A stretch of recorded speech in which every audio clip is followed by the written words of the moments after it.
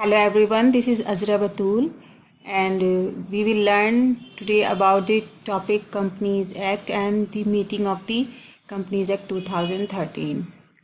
इससे पहले हम कंपनी का incorporation, type of company, kinds of companies, उसका फॉर्मेशन कैसे हो सकता है, ये सब हम स्टडी कर चुके हैं। आज हम स्टडी करेंगे, लर्न करेंगे कि जो कंपनी फॉर्म होती है, इनकॉर्पोरेट होती है, तो कंपनी में जो मीटिंग हेल्ड की जाती हैं वो कितनी टाइप की मीटिंग्स होती हैं। So these are the meetings. First है मीटिंग्स में types of shareholders meeting. यहाँ पर देखिए types of shareholders meeting, then statutory meeting, then annual general meeting, third extraordinary meeting. उसके बाद आ जाती है डायरेक्टर्स मीटिंग। डायरेक्टर्स की मीटिंग में 2 टाइप्स होते हैं। नंबर 1 है board of directors meeting, second is committee meeting. And next part आता है स्पेशल मीटिंग का। स्पेशल मीटिंग में भी हमारे 2 टाइप्स ऑफ मीटिंग्स होती हैं। नंबर 1 है क्लास मीटिंग एंड 2 है क्रेडिटर्स मीटिंग। तो these are the total meetings of a company.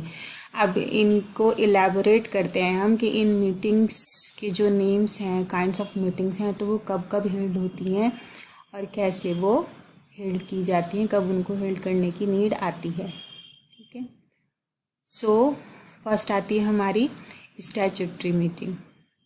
Statutory meeting के बारे में हम देखें तो स्टैट्यूटरी मीटिंग जो है वो शेयर होल्डर्स की मीटिंग होती है। Let's read these lines. It is the first meeting of the shareholders of a public company, यानी पब्लिक कंपनी के जो शेयर होल्डर्स होते हैं, ठीक है, ये उनकी मीटिंग होती है और ये पब्लिक कंपनी में हेल्ड की जाती है, पब्लिक कंपनी के लिए हेल्ड की जाती है। और टाइमिंग ड्यूरेशन क्या होती है इसकी, कब कब ये हेल्ड होती है। सेकंड पॉइंट है इसका, it must be held with in a period of not less than 1 month nor more than 6 months from the date at which the company is entitled to commence business। यानी जब company entitled हुई business commence करने के लिए, सो उसके मतलब 1 महीने से कम ना हो और 6 month से ज़्यादा ना हो।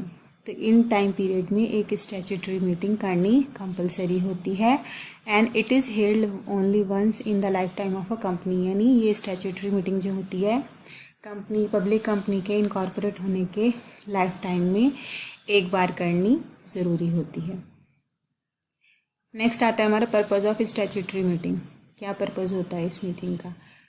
इस मीटिंग का पर्पज़ देखिए, फर्स्ट पॉइंट है to put the shareholders of the company in possession of all the important facts relating to the new company and what share have been taken up, what money received, etc।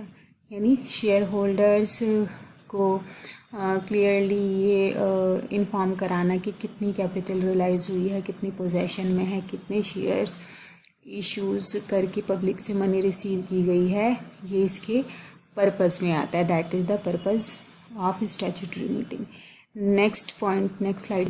So next slide में अब जो इसके purpose हम पढ़ चुके हैं, अब next slide में कि कब ये हेल्ड की जाती है, कितने दिन से पहले नोटिस भेजना होता है, क्या क्या इसके कंटेंट होते हैं। तो फर्स्ट है the board of directors must at least 20 days before the date on which the meeting is to be held forward the report called the statutory report to every member of company. यानी जब भी कोई statutory meeting held करनी होती है तो जो भी board of directors of the companies हैं उनकी रिस्पॉन्सिबिलिटी बनती है कि वो सभी मेंबर्स को नोटिफिकेशन या नोटिस देने के लिए कि we are holding a meeting, तो वो कितने दिन पहले नोटिस देना होगा, at least 20 days before the date of in which the meeting is to be held. जब मीटिंग हेल्ड होनी है उसे 20 days बिफोर उन्हें एक नोटिस देना होगा, जिसको forward a report called a statutory report. वो एक स्टैट्यूटरी रिपोर्ट होगी और इस जो कि सभी every member of a company को वो स्टैट्यूटरी रिपोर्ट सेंड की जाएगी। उस स्टैट्यूटरी रिपोर्ट में क्या क्या कंटेंट होंगे ये हम रीड कर लेते हैं। देखिए नीचे मेंशन किया हुआ है कंटेंट ऑफ स्टैट्यूटरी रिपोर्ट, जिसमें फर्स्ट है the total number of share allotted, total number of share कितने अलॉट हुआ है। Second is an account of estimate of the preliminary expenses of the company, कितने प्रिलिमिनरी एक्सपेंसेस हुए उसका estimate. Third है the name, address and occupation of the managing directors and directors. Line से आपको clear हो रहा होगा, आई डोंट थिंक सो कि इसको इतना डीपली एक्सप्लेन करने की ज़रूरत है। ठीक है, मतलब जो ऑक्यूपेशन होगा, जो एड्रेस होगा मैनेजिंग डायरेक्टर और डायरेक्टर का, वो सब मेंशन होगा। What is the particulars of any contract into which company entered into, कि किसी भी कॉन्ट्रैक्ट में अगर कोई कंपनी एंटर हुई है तो उसके पर्टिकुलर्स क्या क्या हैं। नेक्स्ट 5th है the arrears if any due on calls from director, managing director और मैनेजर। अगर कुछ एरियर हैं, कुछ रह रहे हैं या कुछ कॉल करके डायरेक्टर्स मंगाना चाहते हैं, सो उन सभी की भी नोटिफिकेशन होगा। 6 is the particular of any commission or brokerage paid or to be paid in connection with the issue or sale of shares, कि अगर कोई कमीशन रह रहा है या ब्रोकरेज रह रहा है जो देना है या कुछ भी पेड करना है, सो उसकी भी यहाँ पर पूरी नोटिस में ये सब भी मेंशन होगा। तो that is the content of statutory report. तो स्टैट्यूटरी रिपोर्ट के बारे में ये सब है। Next meeting we will discuss about the next meeting annual general meeting. Annual general meeting क्या होती है, जिसको हम शॉर्ट में AGM भी कहते हैं। Must be held every type of company, public और private, limited by shares, guarantee, without share capital और unlimited company once a year. Company कोई भी हो, चाहे वो अनलिमिटेड बाय शेयर्स हो, लिमिटेड बाय शेयर्स हो, लिमिटेड बाय गारंटी हो, लिमिटेड बाय कैपिटल हो, अनलिमिटेड कंपनी हो, उन सभी कंपनी में AGM हेल्ड की जाती है वंस इन ईयर, एक साल में एक बार ज़रूर की जाती है। और इसके लिए every company must in each year hold an annual general meeting. मैं आपको पहले बता चुकी, साल में एक बार हेल्ड की जाती है। और इस कंपनी को हेल्ड करने के लिए अगर किसी रीज़न से हम एक साल तक हेल्ड नहीं कर पाएँ तो 3 मंथ्स की और एक्सीड टाइम मिल जाता है। तो इसको हम नॉट मोर देन 15 मंथ्स, यानी हम 15 मंथ से ज़्यादा ना लेकर 15 मंथ्स में भी इसको कर सकते हैं इन स्पेशल सर्कमस्टेंसेस। यानी आपको 3 महीने की कंपनी को यहाँ पर छूट मिल जाती है कि आप एक साल में नहीं कर पाए तो आप 15 मंथ्स के अंदर अंदर इसको हेल्ड कर सकते हैं, बट ये ज़रूरी होती है।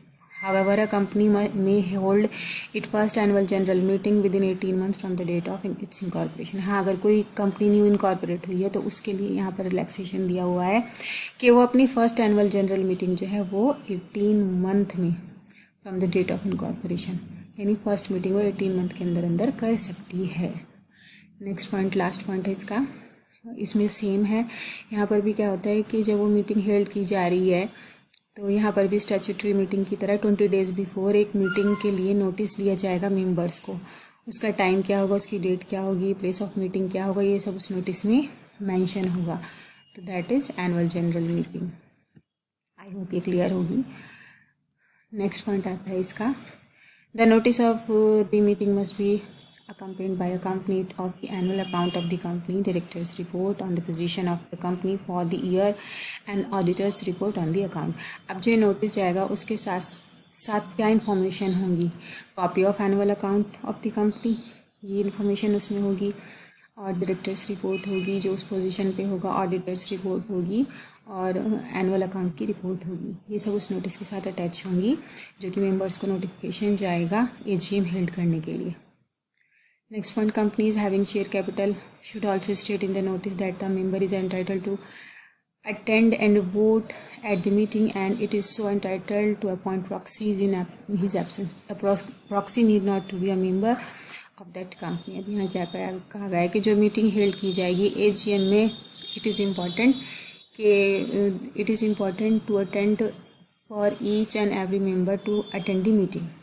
बट इन केस अगर कुछ रीज़न्स की वजह से कोई मेंबर वो मीटिंग अटेंड नहीं कर पा रहा है तो उसे अपनी तरफ से एक प्रॉक्सी अपॉइंट करना होगा। वो प्रॉक्सी उस मीटिंग को उस मेंबर की जगह अटेंड करेगा, बट वो प्रॉक्सी उस कंपनी का मेंबर पहले से ना हो। ठीक है, आउट ऑफ द कंपनी वो कोई भी इंडिविजुअल हो सकता है जो कि according to the company law eligible हो मीटिंग अटेंड करने के।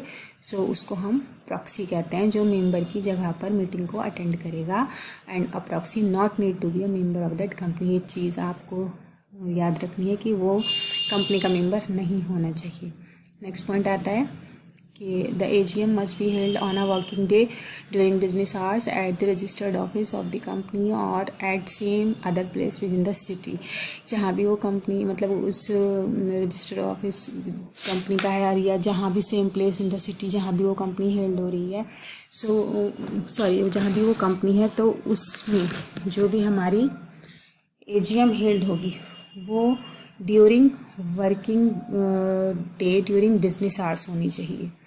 ठीक है, नेक्स्ट आता है कि if any day is declared by the central government to be a public holiday after the issue of the notice convening such meeting, such a day will be treated as a working day। अगर central government ने किसी दिन public holiday